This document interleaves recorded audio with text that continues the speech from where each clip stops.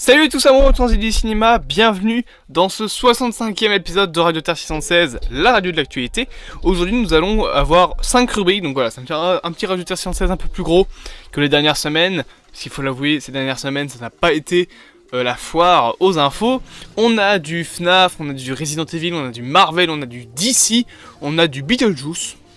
Voilà, on a du jeu vidéo, bref on ne va pas passer plus de temps, bien évidemment. Vous vous abonnez, et moi je lance en attendant l'intro de Radio Terre 616.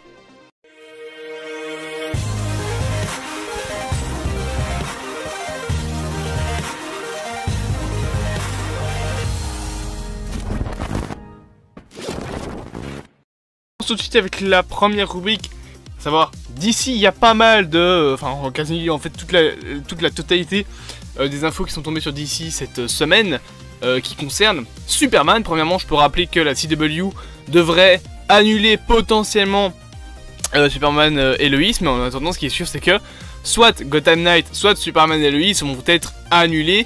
La CW voudrait au moins garder une série de chez DC Comics, et elle sera plus tard normalement redisposée à aller sur HBO Max, mais en attendant ils ne garderont qu'une seule série, donc une de ces deux séries sera annulée. Autre information, sachez que Peacemaker serait apparemment l'un des personnages DLC du prochain Mortal Kombat.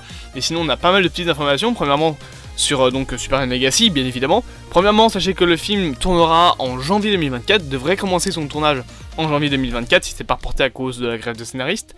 On sait également que apparemment le compositeur du film aurait déjà été choisi, mais il n'a pas encore été officiellement annoncé.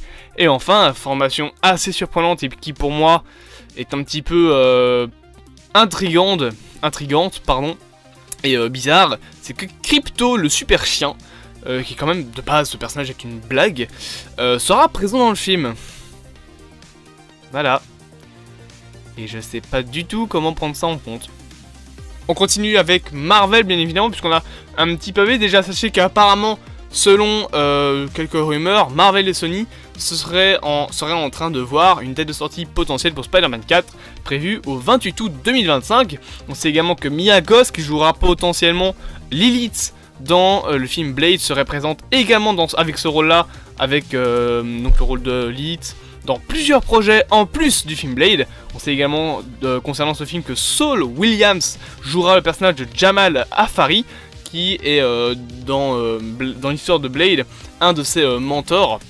On sait également que Dante Guarenti a rejoint le crew du film Les 4 Fantastiques du MCU, que la scénariste Eileen Shim, qui est notamment scénariste de House of the Dragon, c'est une très bonne nouvelle, travaillerait potentiellement sur la série Vision Quest. Rubrique numéro 3, grève des scénaristes. On va parler de 3 projets qui sont officiellement reportés suite à la grève des scénaristes ou carrément mis en pause.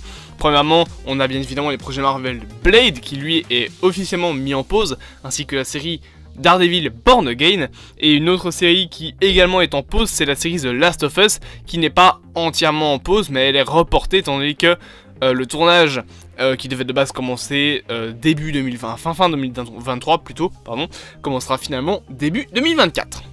Rubrique numéro 4, horreur. On va lancer un petit peu une grosse rubrique, puisque sachez que Beetlejuice 2 a donné de ses nouvelles. Le film sortira le 6 septembre 2024, donc l'année prochaine, et on retrouvera officiellement William Dafoe et Jenna Ortega dans le rôle. Et sinon, bien évidemment, nous avons des informations sur le film FNAF, puisque, attention, gros spoiler, voilà c'est dit, mais Jane Weller va doubler le personnage de la marionnette, donc qui sera présente apparemment dans le film.